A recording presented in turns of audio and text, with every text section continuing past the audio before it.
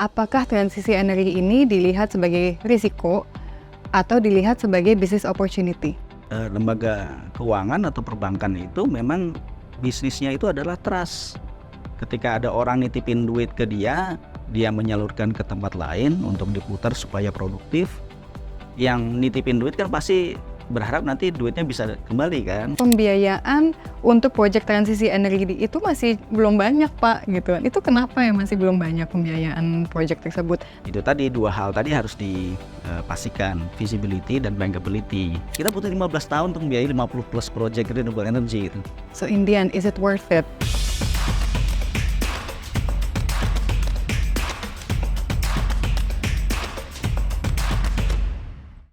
Halo Cendekia Iklim, selamat datang kembali di Ekon Iklim Podcast, sebuah program oleh Climate Policy Initiative.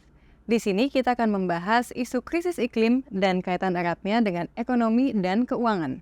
Hari ini kita akan ngobrol mengenai sudut pandang lembaga keuangan.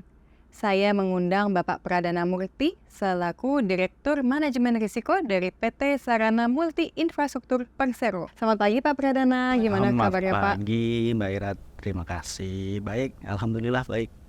Baik, saya ingin sedikit membaca profil Pak Pradana.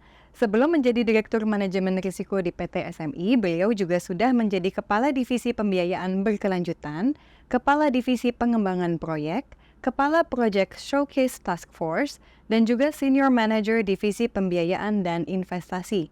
Perlu dicatat juga bahwa PT SMI sudah ditunjuk menjadi ETM Country Platform Manager. Dan Pak Pradana ini menyandang gelar Master of Science in Transport Planning dari University of Leeds dari UK dan juga Sarjana Teknik Sipil dari Institut Teknologi Bandung. Wah, Nggak ada wahnya sih, biasa aja. terima kasih lagi ya sekali lagi Pak untuk datang di studio kami hari ini untuk bincang-bincang bersama kami. Nah, di sini kan kita ingin bicara tentang sudut pandang lembaga keuangan nih Pak.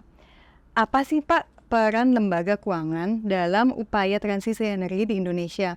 Ini baik dari PT SMI atau juga sebagai dari lembaga keuangan lainnya di Indonesia. Ya, terima kasih Mbak Ira atas kesempatannya. Kita senang banget loh diundang CBI ya ke sini untuk sharing dan ngobrol diskusi tentang transisi energi. Karena kita dapat tugas gak gampang nih Mbak Ira nih, transisi energi kita bicara mereplace fossil fuel secara bertahap ke sesuatu hal yang renewable gitu ya. Jadi kenapa nggak mudah? Karena ternyata itu mahal Untuk pembiayaan. mahal sekali gitu ya, mahalnya pakai banget gitu. Jadi Kementerian Keuangan pernah ngitung-ngitung butuh 200 lebih billion dollar untuk mencapai target-target penurunan emisi dan transisi energi di sektor ketenaga listrikan saja gitu sampai 2030. Jadi itu tidak mudah ketika kita bicara APBN kita saja masih di kisaran 3.000 triliun rupiah, bukan dolar ya, rupiah. Jadi dan itu masih dialokasikan kepada sektor-sektor yang sangat banyak jumlahnya gitu. Jadi udah pasti pemerintah itu APBN itu butuh dukungan pembiayaan dari sumber lain. Nah di sini masuk peran lembaga pembiayaan. Lembaga pembiayaan kan jelas fungsinya menampung dananya bisa sebutnya dari mana aja, terus menyalurkan dana ke termasuk proyek-proyek gitu ya, termasuk transisi energi. Nah jadi ketika kita bisa melibatkan lembaga pembiayaan baik perbankan maupun non perbankan ke sektor transisi energi ini, maka kebutuhan itu bisa tercukupi gitu. Kalau ditanya duitnya ada nggak? Ada, duit mah berseliweran di mana-mana gitu ya. Duit mah ada, kita juga nyimpen duit di bank kan. Jadi duit itu bisa dipakai buat membiayai proyek-proyek termasuk transisi energi ini gitu. Beres dong Pak berarti. Beres kalau semuanya. Nggak ada masalah dong. Kalau semuanya saling paham. Ada kebutuhan, ada duitnya, udah. Beres sebenarnya. Tinggal bagaimana kita saling paham sudut pandang masing-masing, itu aja sih. Iya, oke, baik. Jadi sudut pandangnya gimana supaya match ya antara kebutuhan sama supply-nya, gimana caranya mempertemukan itu ya Pak ya, supaya kebutuhan $200 billion ini bisa tercukupi untuk transisi energi di Indonesia. Oke, baik. Nah, kalau ini nih sudut pandang pelaku sektor keuangan sendiri itu seperti apa sih Pak di Indonesia mengenai transisi energi? Apakah transisi energi ini dilihat sebagai risiko atau dilihat sebagai business opportunity? Yang pertama kita mencoba menjelaskan tentang risiko, karena saya di manajemen risiko sekarang, jadi kerjaan saya terkait dengan risiko. Nah jadi ketika kita lembaga pembiayaan, kita kan menampung dana ya, menampung duit orang nih. Kalau di perbankan malah duit kita ini masyarakat ditampung oleh bank dalam bentuk deposito, tabungan dan lain-lain gitu. Nah ini yang diputar ke menyalurkan kredit ke berbagai kegiatan termasuk proyek-proyek gitu ya. Jadi lembaga keuangan atau perbankan itu memang bisnisnya itu adalah trust. Ketika ada orang nitipin duit ke dia menyalurkan ke tempat lain untuk diputar supaya produktif. Yang nitipin duit kan pasti berharap nanti duitnya bisa kembali kan gitu. Jadi nggak hilang. Kalau kita aja naruh duit di bank kan sangat berharap duit kita di bank nggak hilang kan ya. Jadi bisnis trust itu yang harus selalu dijaga oleh lembaga pembiayaan, lembaga keuangan, termasuk perbankan.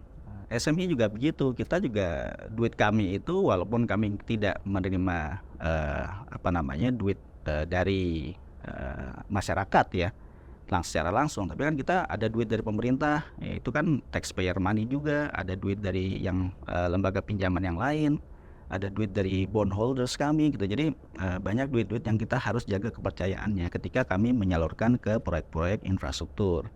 Nah kita dari situ makanya kita ketika lembaga pembiayaan menyalurkan uang sebagai pinjaman, investasi, kredit ya, itu memang harus dicek. Ada dua yang harus dicek, visibility sama bankability. Nah itu apa tuh bedanya Pak? Nah, visibility sama bankability. Visibility itu adalah ketika kita make sure bahwa kegiatan yang kita biayai produktif, menghasilkan.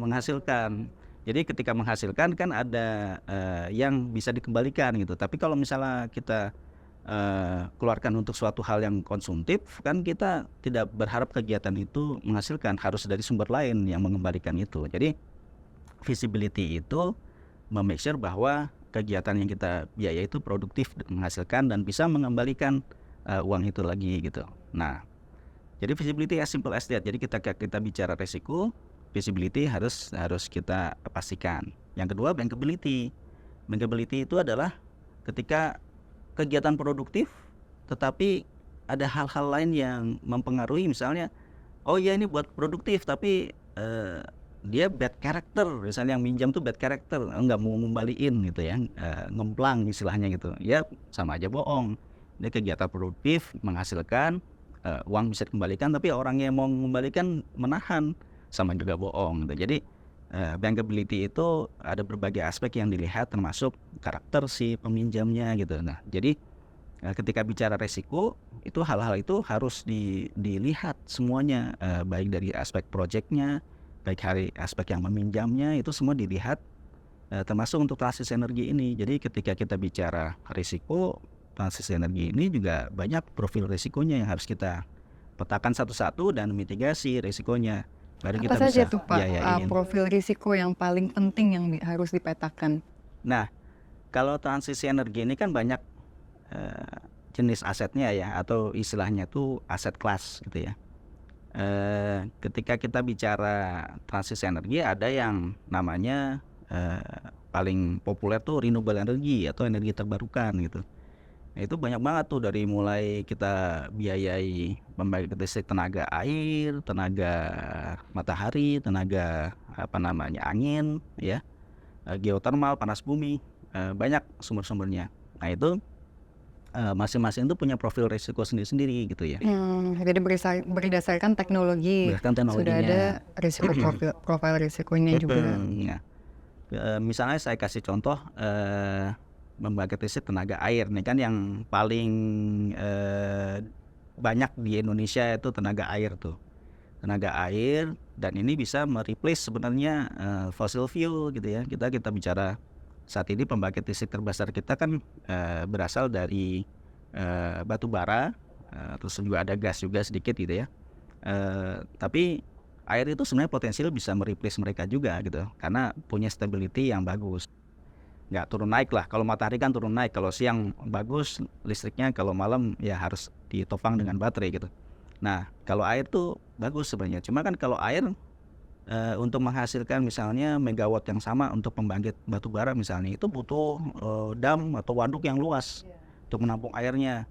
Nah itu ada resiko juga, resiko misalnya bagaimana kita memastikan lahan yang dibebaskan itu, masyarakat yang terdampak itu sudah secara penuh sukarela merelakan lahannya, dan mereka direlokasi ke tempat lain dan mereka bisa hidup layak di tempat lain. Nah itu kan logika aja ya. Jadi kita bicara itu resiko pembebasan lahan sangat tinggi di pembangkit listrik tenaga air gitu ya, yang skala besar apalagi gitu, yang perlu waduk. Nah makanya sekarang yang berjalan banyaknya itu yang skala kecil, mini hydro ya. Mereka nggak perlu bangun waduk besar, cuma butuh sungainya dialihkan sedikit, dibawa ke tempat lain, habis itu dijatuhkan balik lagi ke sungainya itu. Tapi kalau airnya dijatuhkan nanti bisa menggerakkan turbin. Nah itu mini hydro seperti itu, jadi nggak perlu pembebasan lahan yang banyak. Nah banyak hal-hal yang bisa mitigasi seperti itu sehingga proyek bisa jalan gitu. Kalau misalnya kita bicara PLTA skala besar, kita bicara penyiapan proyeknya sendiri dan pembebasan lahan itu bisa 10 tahun lebih gitu ya. Jadi bukan suatu hal yang menarik untuk dari sisi visibility sebuah proyek gitu. Tapi kalau di sisi lainnya risiko banyak, mitigasi harus dilakukan. Tapi di sisi lain optimism kita karena ini juga bisa menghasilkan suatu business opportunity juga kalau memang itu bisa sukses secara baik gitu ya. Ada tarif listriknya yang masuk gitu ya. Ada insentif-insentif untuk penggunaan teknologi baru gitu ya, macam-macam yang bisa dilakukan supaya membuat itu suatu business opportunity yang menarik ya. Ada yang sudah bisa kita lihat berjalan kayak tadi mini hydro tadi, solar atau tenaga matahari juga ada beberapa ya yang sudah jalan gitu. Tapi kita harus semakin menggalakkan ini supaya ini bisa skalanya semakin besar gitu. Iya, betul. Karena sebenarnya opportunity ini lumayan besar ya Pak ya, di Indonesia kan kita natural resources cukup banyak di sini, seperti Bapak bilang tadi. Nah, tapi yang saya lihat pembiayaan untuk proyek transisi energi itu masih belum banyak Pak gitu. Itu kenapa ya masih belum banyak pembiayaan proyek tersebut? Dan apa yang harus dilakukan supaya bisa meningkatkan pembiayaan proyek transisi energi? Dua sisi harus terjadi ini, dari sisi demand-nya dan supply-nya. Jadi ketika kita bicara di sisi demand-nya atau project-nya itu sendiri, itu tadi dua hal tadi harus dipastikan, visibility dan bankability. Bagaimana proyek itu kita pastikan itu produktif, menghasilkan. Yang kedua itu bagaimana kita pastikan bahwa project dan yang peminjamnya itu benar-benar bisa mengembalikan atau mau mengembalikan, punya komitmen mengembalikan gitu ya. Nah itu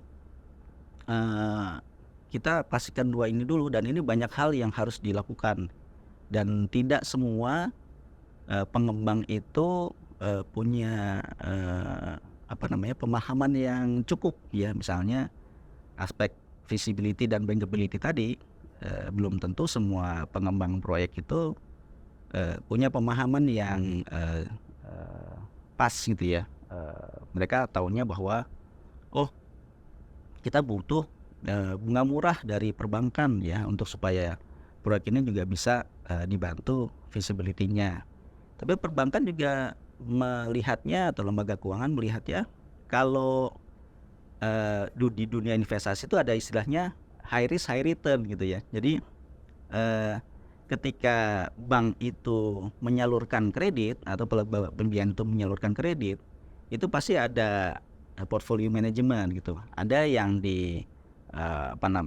ditaruh ke portfolio yang aman, tapi memang ya returnnya tidak bagus gitu ya.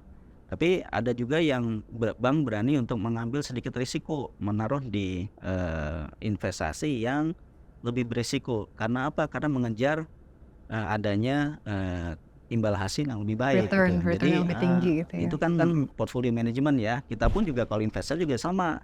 Kita nggak semua kita taruh di deposito atau emas. Kita juga ada mungkin main saham yang lebih beresiko tapi bisa returnnya lebih tinggi.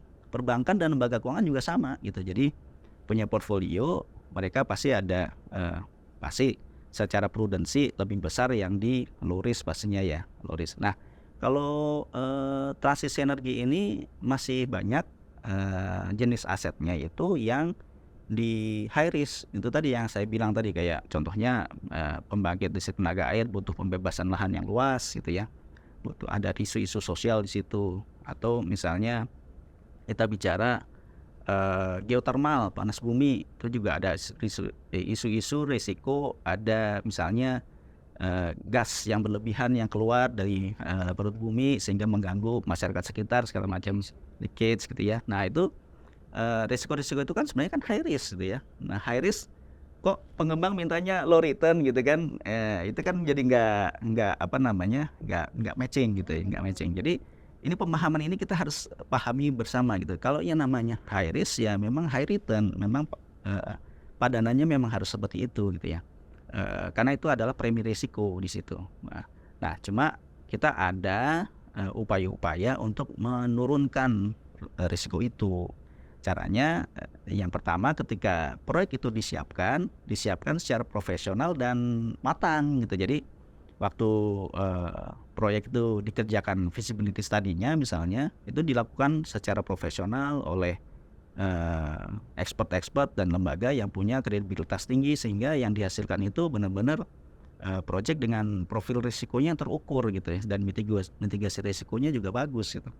Jadi dari fase penyiapan proyek pun juga banyak yang bisa dilakukan untuk menurunkan risiko itu.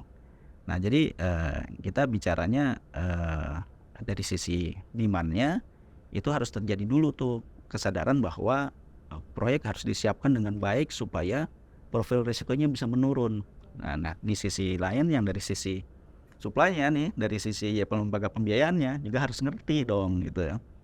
Karena kita mau membiayai proyek transisi energi, misalnya membiayai proyek solar gitu ya, kita mesti tahu siapa itu supplier solar PV, mereka track recordnya gimana, siapa itu developer pengembangnya, dan siapa aja industri-industri yang sudah memakai solar PV itu gitu, dan bagaimana tarifnya, itu semua harus dipahami, dan risiko-risikonya berapa tahun misalnya panel surya itu harus diperbaiki, atau bagaimana tingkat kepercayaan dari warranty dari si suppliernya itu kan, si lembaga pembiayaannya harus tahu tuh detail-detail Harus seperti itu. dipelajari semuanya tuh ya Pak. Jadi supaya nyaman ketika memberikan pembiayaan ke sektor itu.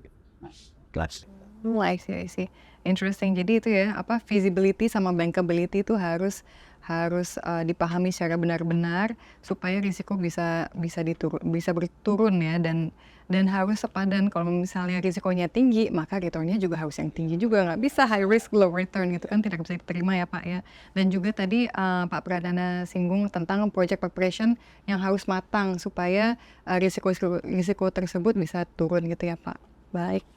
Nah, mengenai project, tadi kan Pak Pradana sudah banyak ngomong tentang PLTA, geothermal, tapi kalau sebenarnya di Indonesia itu project apa sih yang paling diminati, dan project apa yang sebenarnya masih ada potensinya besar tapi masih kurang diminati untuk dari segi pembiayaan? Kalau dari sisi pembiayaan itu mungkin kita harus punya track record dulu ya Mbak ya.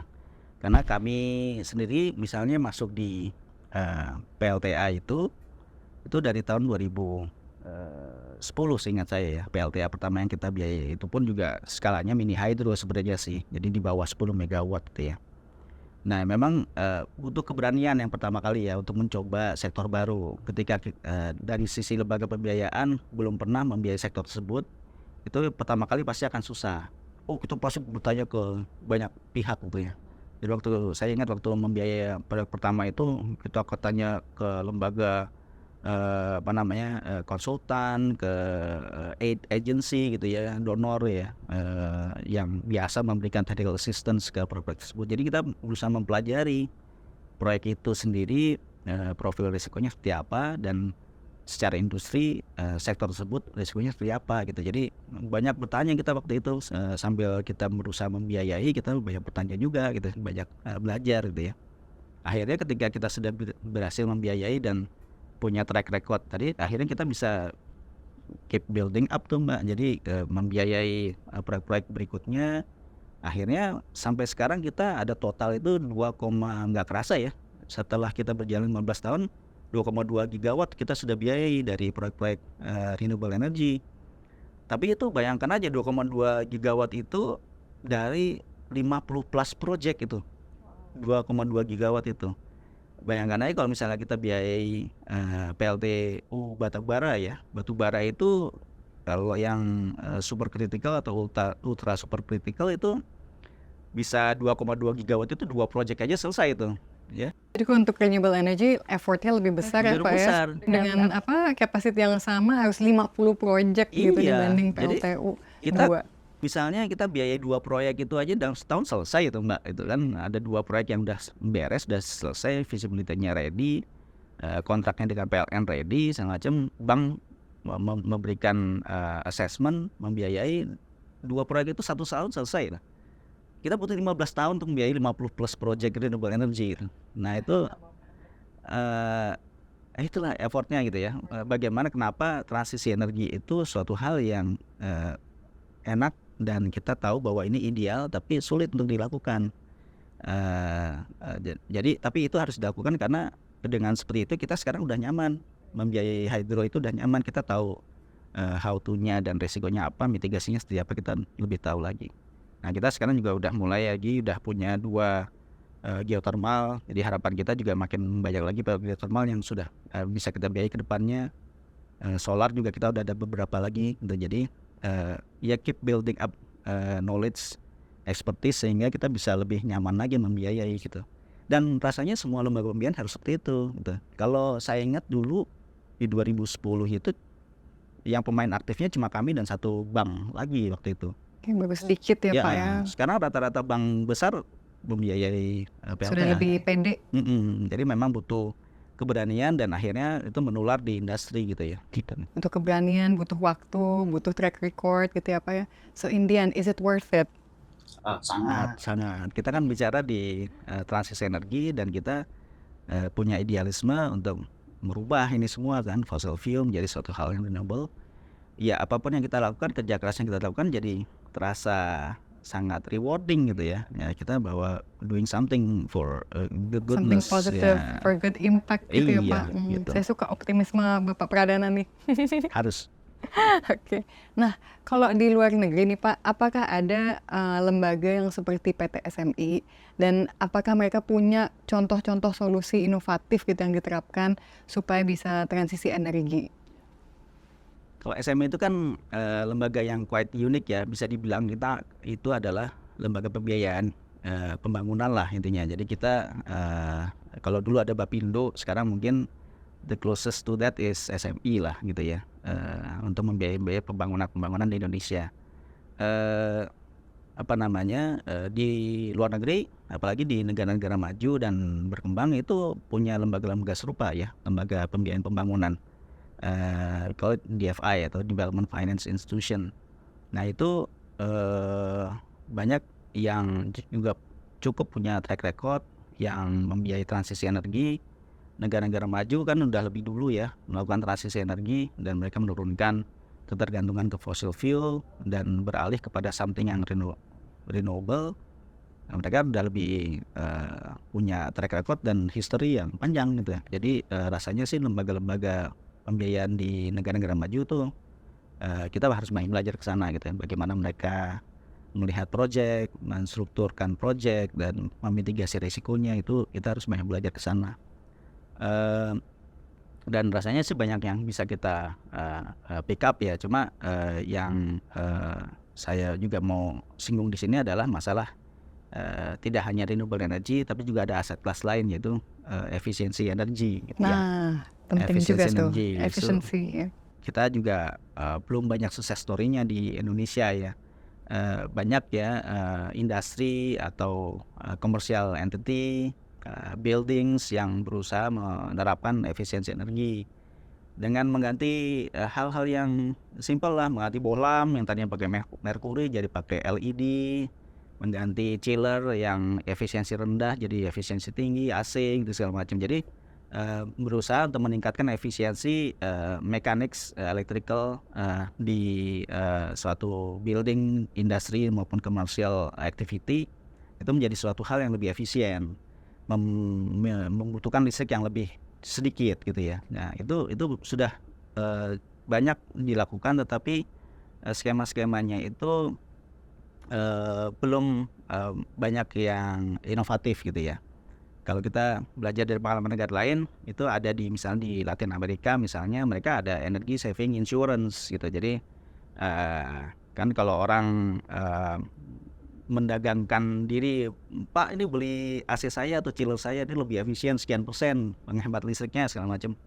Dari sisi building ownernya atau activity ownernya kan pasti apa iya bener kamu Nggak percaya. jual obat aja kali gitu kan. Jadi akhirnya dengan ada skema energy saving insurance itu orang yang akan membeli akan lebih percaya gitu. Jadi ini ada insurance-nya Pak, oke kalau ada insurance-nya saya beli gitu ya. Insurance-nya oleh siapa? Oh oleh lembaga yang reputasinya bagus gitu. Oke kalau saya percaya gitu. Jadi itu lebih membantu menggulirkan proyek-proyek energy savings di sana. Cuma di sini kayaknya belum ada, kayaknya kalau saya dengar-dengar dari industri energy savings itu juga lagi coba dikembangkan gitu ya. Tapi who knows berapa waktu ya dibutuhkan ya kita. Iya, saya juga tertarik banget nih dengan topik energy efficiency ya Pak. Karena saya pernah dengar nih dari Dr. Fatih Birol, IEA, beliau tuh bilang tiap negara tuh punya resources yang beda-beda kalau untuk renewable energy. Tapi ada satu hal in common yang semua negara itu bisa lakukan, yaitu menerapkan energy efficiency gitu. So yeah, this is something yang kita juga bisa kembangkan di Indonesia ya Pak ya. Betul. Baik. Dan juga kita juga butuh produk-produk de-risking lainnya gitu ya Pak. Betul. Baik Pak Pradana, terima kasih banyak atas obrolannya hari ini ya. Sungguh menarik dan sangat berfaedah. Teman-teman Cendekia Iklim, terima kasih juga telah menyimak video kita hari ini. Jika suka dengan obrolan-obrolan di Econ Iklim, jangan lupa like, subscribe, comment, dan share ya. Nantikan juga episode berikutnya di setiap hari Kamis di channel YouTube dan juga Spotify Econ Iklim. Nama saya Ira Purnomo, izin undur diri. Sampai jumpa di episode berikutnya dan salam Cendekia Iklim.